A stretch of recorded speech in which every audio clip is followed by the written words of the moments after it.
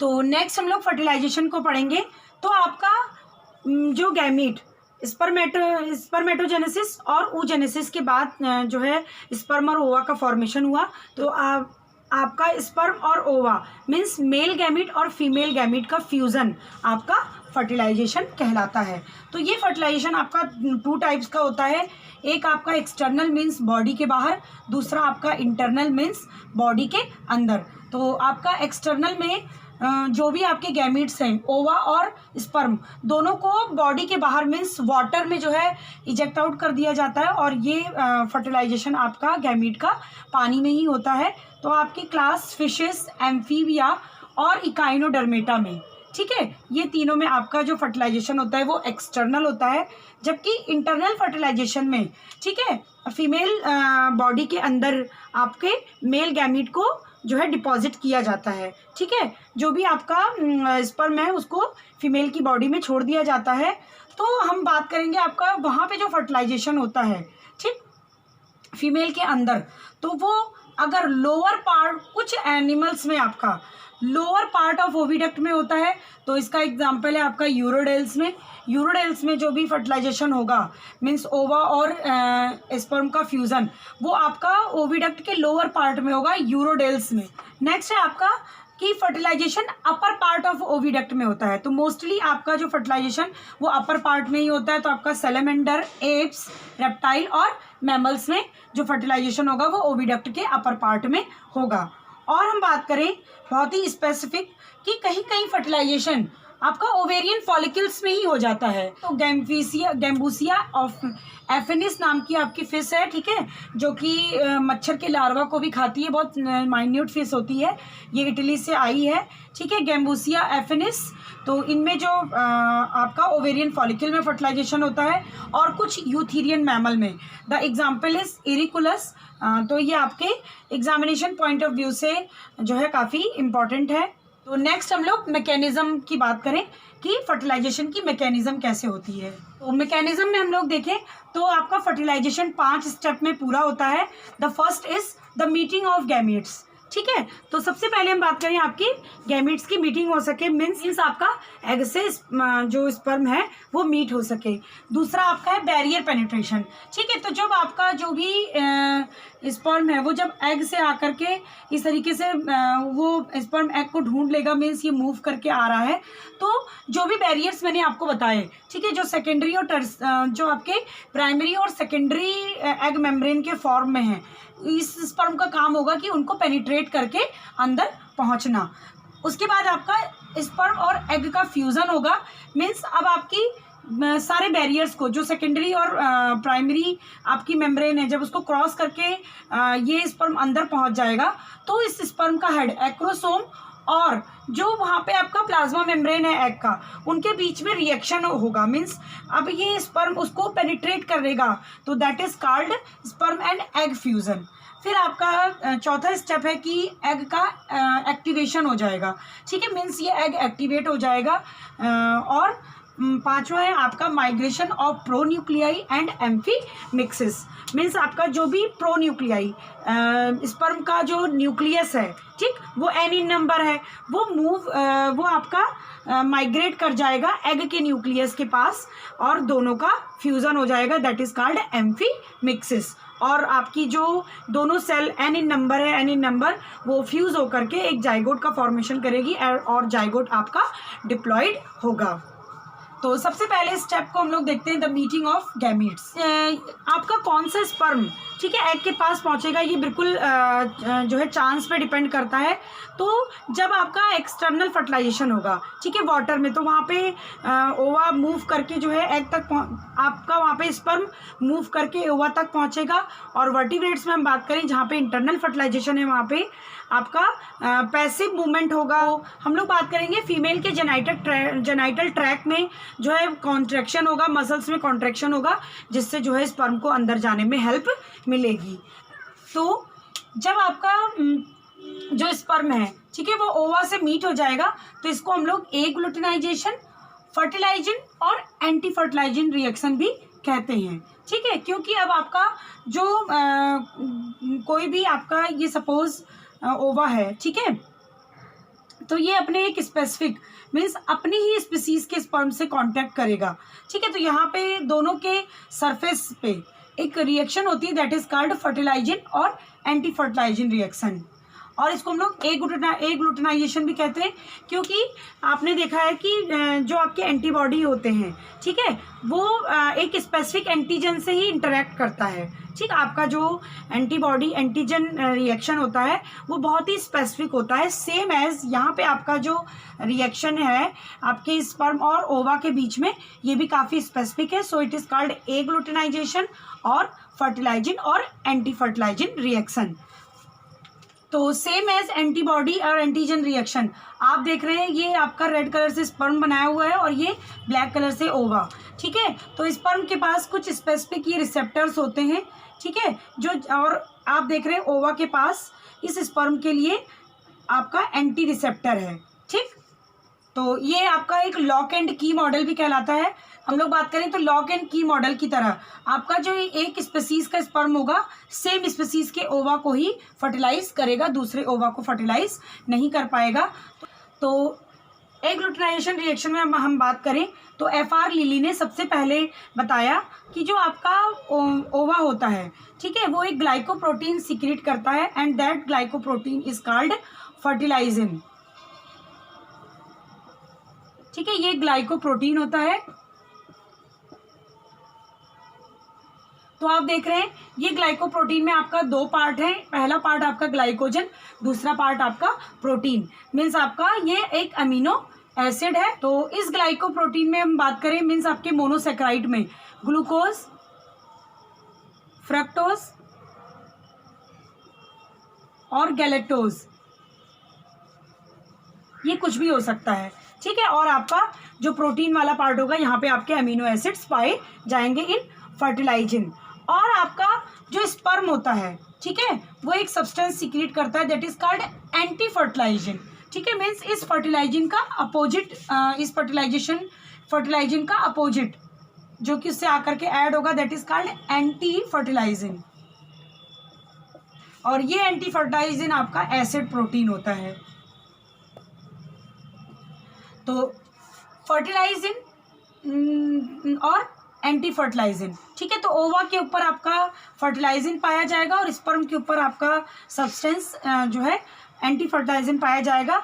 इन दोनों के बीच में आपका एग्लूटिनाइजेशन होगा जिसको हम लोग फर्टिलाइजिन एंटी फर्टिलाइजिन रिएक्शन भी कहते हैं। इसको बेरियल नाम के वैज्ञानिक ने जो है, ठीक है, मीन्स जुड़ जाना को कैपेसिटेशन प्रोसेस भी कहा। तो the next step is penetration, ठीक। अब आपका ये स्पर्म और एग आपस में चिपक गए, ठीक है, मीन्स ये यहाँ पे एग्लूटिनाइट हो गए, यहाँ पे जुड़ गए। अब ये जो भी एग की मेम्ब्रेन है मीन्स बैरियर है उनको क्रॉस करके अंदर पहुंचेगा, मीन्स अब बैरियर इसको मिलेंगे। तो नेक्स्ट स्टेप में हम देखते हैं, नेक्स्ट हम लोग देखें बैरियर पेनिट्रेशन में द सेकेंड स्टेप। तो हम बात करें आपका जो सीलेंट्रेटा का एग होता है, ठीक है, ये नेकेड होता है, तो यहाँ पे आपका बैरियर पेनिट्रेशन की ज़रूरत नहीं पड़ती है।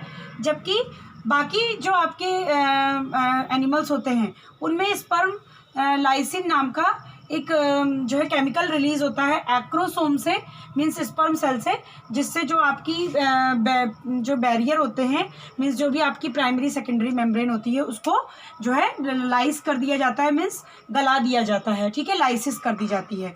जबकि हम लोग मैमल्स में बात करें तो मैमल्स में आपने देखा कि जो सेकेंडरी मेम्ब्रेन है वो आपका कोरोना रेडियाटा है। कोरोना रेडियाटा आपस में इस तरीके से जो कोरोना रेडियाटा है ये सारी जो सेल्स होंगी यहाँ पे वो आपस में एक सब्सटेंस से, एक सीमेंटिंग सब्सटेंस से चिपकी होती हैं that is called hyaluronic acid, ठीक है। तो हाइल्यूरोनिक एसिड से ये आपस में चिपकी होती हैं।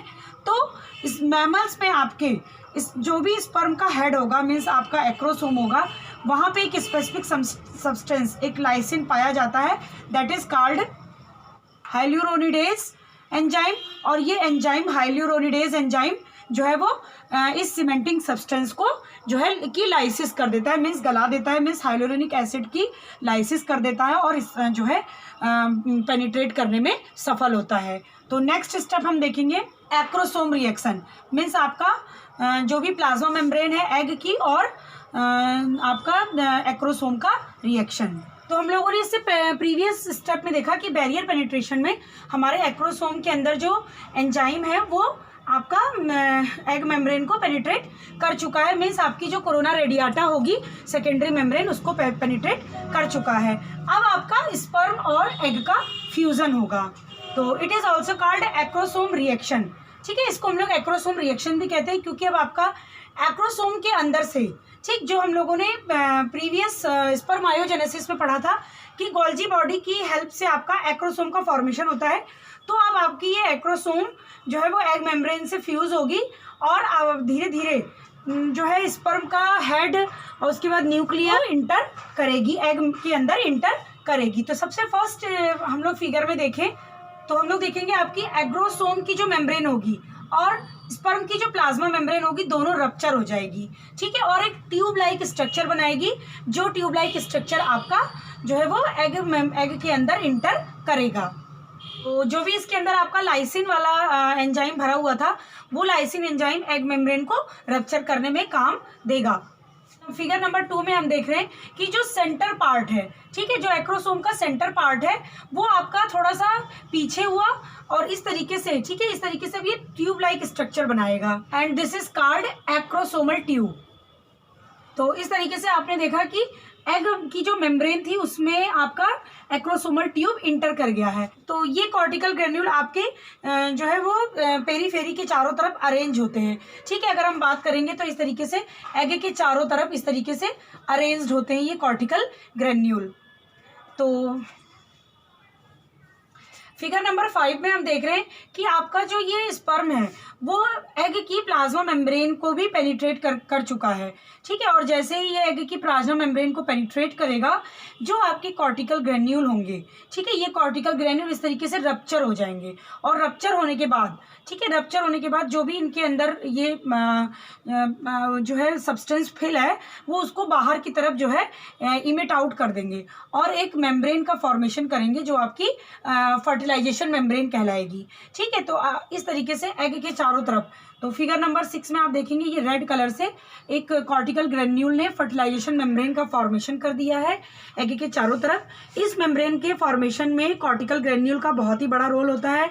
कॉर्टिकल ग्रेन्यूल रप्चर होकर के एग के चारों तरफ फैल जाती है और ये फिर किसी दूसरे स्पर्म को, ठीक है, एक स्पर्म की एंट्री के बाद अब ये बाकी स्पर्म की एंट्री को रोकती है, मीन्स ये एक उसको इनहिबिट करती है, एक इनहिबिटर मेम्ब्रेन का काम करती है, एक इनहिबिटर मेम्ब्रेन का फॉर्मेशन करती है कॉर्टिकल ग्रेन्यूल। तो नेक्स्ट स्टेप हम लोग देखेंगे आपका एक्टिवेशन ऑफ ओवम होगा, मीन्स जैसे ही आपका जो है एक्रोसोमल, जैसे ही आपका एक्रोसोम ने प्लाज्मा मेम्ब्रेन को कांटेक्ट किया वैसे ही आपकी एक सीरीज ऑफ रिएक्शन स्टार्ट हो जाएगी। ठीक है, तो पहला होगा फॉर्मेशन ऑफ फर्टिलाइजेशन कोन। ठीक है, यहाँ पे एक ये फर्टिलाइजेशन कोन जिसको आप ये देख रहे हैं कुछ कोन नुमा स्ट्रक्चर, ठीक है, एक फर्टिलाइजेशन कोन का फॉर्मेशन होगा। देन आपका जो कॉर्टिकल ग्रेन्यूल, मैंने अभी आपको बताया कि कॉर्टिकल ग्रेन्यूल जो थे वो रप्चर हो जाएंगे, रप्चर होने के बाद एक फर्टिलाइजेशन मेम्ब्रेन का फॉर्मेशन करेंगे। तो द फर्स्ट स्टेप इसके बाद जो होगा formation of fertilisation cone, then जो है formation of fertilisation membrane, then metabolic activation in ovum. तो आपकी जो है फर्टिलाइजेशन मेम्ब्रेन का फॉर्मेशन कॉर्टिकल रिएक्शन भी कहलाता है, क्योंकि आपके कॉर्टिकल ग्रेन्यूल रप्चर होकर के एक मेम्ब्रेन का फॉर्मेशन करते हैं, इसीलिए इस मेम्ब्रेन के फॉर्मेशन को हम लोग कॉर्टिकल रिएक्शन भी कहते हैं। तो अब हम लोग अलग अलग क्लासेस में, ठीक है, देखते हैं कि आपका ये मेम्ब्रेन का फॉर्मेशन कैसे होता है। तो सबसे पहले हम बात करें आपका सी अर्चिन में। तो सबसे पहले हम लोग इन्वर्टिब्रेट सी अर्चिन में देख रहे हैं जो कि एक मेरीन इन्वर्टिब्रेट है। तो हम यहाँ पे देखेंगे कि जो जैसे ही आपका, ठीक है, जैसे ही सपोज ये आपका कोई एग है जो कि सी अर्चिन का एग था, जैसे ही स्पर्म ने इसके प्लाज्मा मेम्ब्रेन से कांटेक्ट किया, ठीक है, एंड आफ्टर कांटेक्ट यहाँ पे एक सीरीज ऑफ रिएक्शन होगा। तो इस एग का कलर अभी तक आपका येलो था, ठीक है, और आफ्टर टच होने के बाद धीरे धीरे ग्रेजुअली धीरे धीरे आपका इसका जो कलर है वो चेंज होता जाएगा और पूरे एग का कलर आपका वाइट हो जाएगा इन सी अर्चिन। तो यहाँ पे जो कलर का चेंजेस हुआ इसकी स्टडी करने के लिए हमने सी अर्चिन के एग को माइक्रोस्कोप से देखा, ठीक है। And after seeing the microscope हम लोगों ने देखा कि यहाँ पे जो है दो जो इसकी प्राइमरी लेयर थी उसको हम लोग विटिलाइन मेम्ब्रेन कहते हैं, ठीक है। मीन्स एग के प्लाज्मा मेम्ब्रेन के बाहर जो आपकी प्राइमरी लेयर होगी that is called vitelline layer, ठीक है। हम लोग उसको विटिलाइन लेयर बोलते हैं।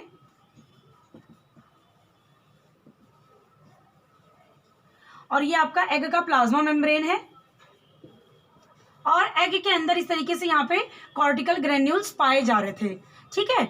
और जैसे ही आपका स्पर्म ने जो है एग मेम्ब्रेन को टच किया, मीन्स इसके प्लाज्मा मेम्ब्रेन के पास जैसे ही ये टच होकर के आया तो जो भी कॉर्टिकल ग्रेन्यूल थे ये रप्चर हुए और ये कॉर्टिकल ग्रेन्यूल रप्चर होने के बाद आपकी विटिलाइन मेम्ब्रेन और एग प्लाज्मा मेम्ब्रेन के बीच में एक जो है लेयर का फॉर्मेशन किया and that layer is called fertilisation membrane in sea urchin, ठीक है। तो इस तरीके से आपका विटिलाइन मेम्ब्रेन और प्लाज्मा मेम्ब्रेन के बीच में एक लेयर का फॉर्मेशन हो गया और दैट लेयर इज कॉल्ड जो है fertilisation membrane which I am here make in red in colour, ठीक है। रेड कलर से मैंने यहाँ पे बनाया है। It is called fertilisation membrane. अब आपका फर्टिलाइजेशन मेम्ब्रेन और अंदर जो प्लाज्मा मेम्ब्रेन है इन दोनों के बीच में एक स्पेस बचा तो that space is called perivitelline space, ठीक है। तो बहुत सारे एग्जाम में ये क्वेश्चन पूछता है कि आपका सी अर्चिन के बाद फर्टिलाइजेशन मेम्ब्रेन का फॉर्मेशन हुआ तो आपका प्री विटिलाइन स्पेस कहाँ पाया जाता है। तो आपका प्री विटिलाइन स्पेस इस तरीके से आप देखेंगे तो सबसे नीचे आपकी एग की प्लाज्मा मेम्ब्रेन थी और उसके ऊपर ग्रीन कलर से हमने यहाँ पे विटिलाइन मेम्ब्रेन बनाया है, ठीक है। और जब अंदर आपके कॉर्टिकल ग्रेन्यूल थे, ठीक है, इस तरीके से अंदर आपके कॉर्टिकल ग्रेन्यूल थे तो जब स्पर्म ने प्लाज्मा मेम्ब्रेन को टच किया, ठीक है, इस तरीके से जब प्लाज्मा मेम्ब्रेन को टच किया तो ये कॉर्टिकल ग्रेन्यूल रप्चर हुए और रप्चर होकर के ये कॉर्टिकल ग्रेन्यूल ने एक जो है लेयर का फॉर्मेशन कर दिया आपके विटिलाइन मेम्ब्रेन और अंदर की तरफ प्लाज्मा मेम्ब्रेन के बीच में। तो ये आपका फर्टिलाइजेशन मेम्ब्रेन का फॉर्मेशन हो गया। और अब फर्टिलाइजेशन मेम्ब्रेन और प्लाज्मा मेम्ब्रेन के बीच में जो स्पेस बचा, ठीक है, फर्टिलाइजेशन मेम्ब्रेन और प्लाज्मा मेम्ब्रेन के बीच में जो ये स्पेस बचा है this space is called perivitelline space in sea urchin. Next हम लोग बोनी फिशेस और फ्रॉग की बात करें। Same as in sea urchin आपका बोनी फिशेस और फ्रॉग में भी, ठीक है। तो हम लोग देखेंगे आपका जो फ्रॉग के एग में इस तरीके से प्लाज्मा मेम्ब्रेन है और इसके बाहर जो लेयर पाई जाती है that layer is called vitelline membrane, ठीक है। और सेम ये आपका फ्रॉग की बात है। और हम लोग बोनी फिशेस में देखें तो बोनी फिशेस में आपकी जो बाहर मेम्ब्रेन पाई जाती है दैट इज कॉल्ड कोरियन। तो प्रीवियस मेम्ब्रेन वाले वीडियो में मैंने ये सारी बातें बताई हैं और अंदर इसमें आपकी प्लाज्मा मेम्ब्रेन होगी। अब हम लोग देखेंगे कि जो आपका कॉर्टिकल ग्रेन्यूल था तो जैसे ही आपका इस तरीके से कॉर्टिकल ग्रेन्यूल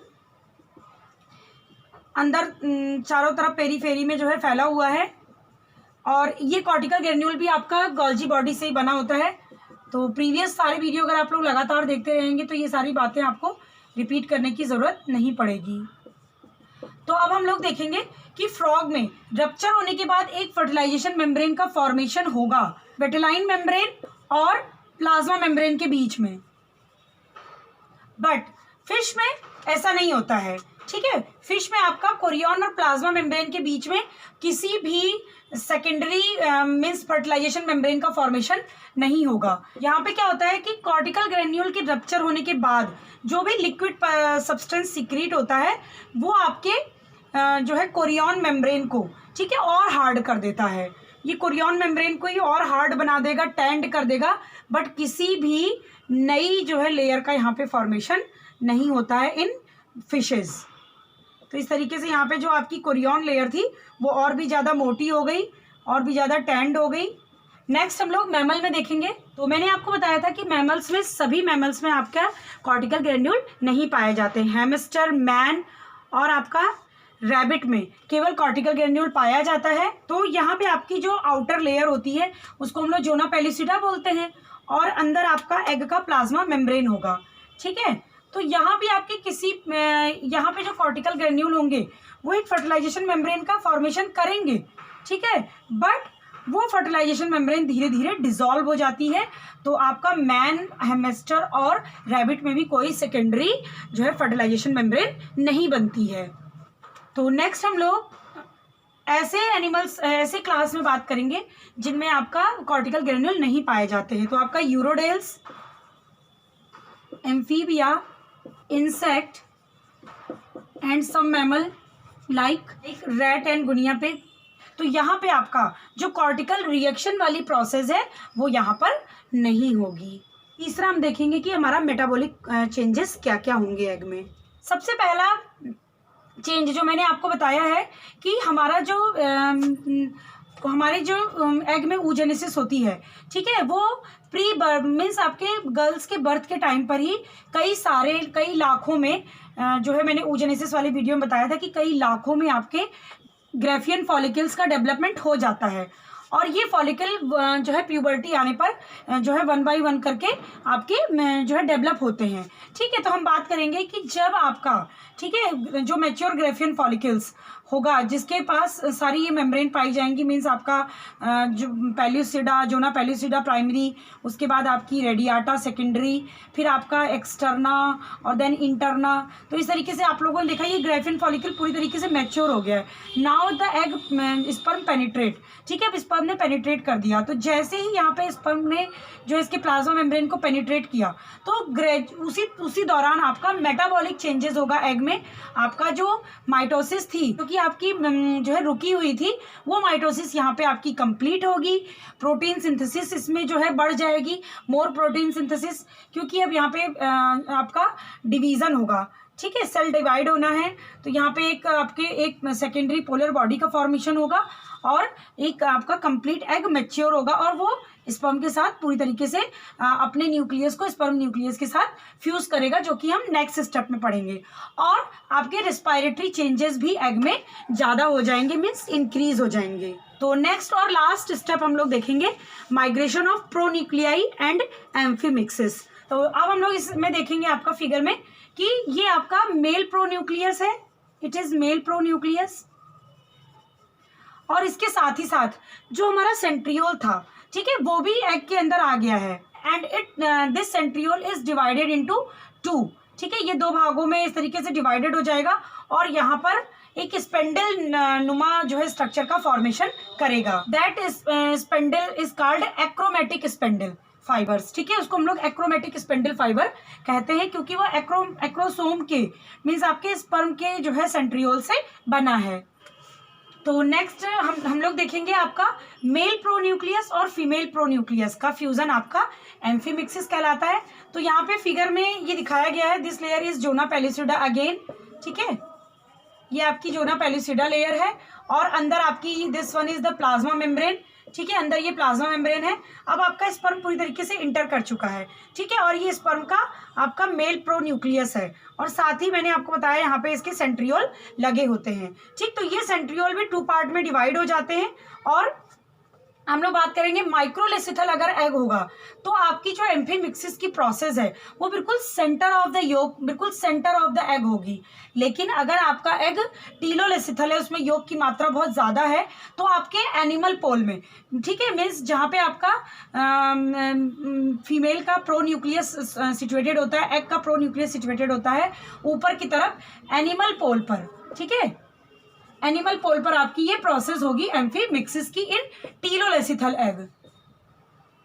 तो हम लोग यहाँ पे देख रहे हैं this is first primary polar body और नाउ आपकी ये सेकेंडरी पोलर बॉडी का फॉर्मेशन हो गया। तो this is primary, this is secondary polar body, ठीक है, जो आपकी जोना पेल्यूसिडा लेयर में ही आपकी रहती है, ठीक। तो अब हम लोग देख रहे हैं ये वो स्पेंडल फाइबर हैं, ठीक है, ये वो आपके सेंट्रियोल हैं जो कि स्पर्म एक्रोसोम के साथ अंदर आए थे, मीन्स स्पर्म के साथ अंदर आए थे। तो ये दोनों डिवाइड होकर के 2 पार्ट में दोनों बिल्कुल सेंटर पे अरेंज हो गए। ये आपका फीमेल प्रोन्यूक्लियस, ये आपका मेल प्रोन्यूक्लियस, दोनों न्यूक्लियस के जो क्रोमोसोम हैं वो इस तरीके से रप्चर होकर के बाहर आएंगे और एक लाइन में अरेंज हो जाएंगे और यहाँ पे दोनों की मिक्सिंग होकर के जाइगोट का फॉर्मेशन हो जाएगा।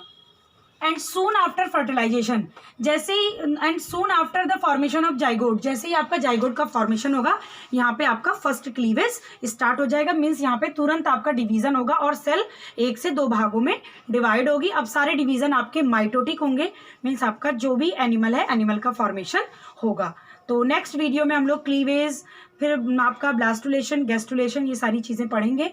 तो होप सो आपको फर्टिलाइजेशन का वीडियो और प्रीवियसली एग मेम्ब्रेन का जो है सारी बातें समझ में आई होंगी, सारे क्वेश्चन समझ में आए होंगे।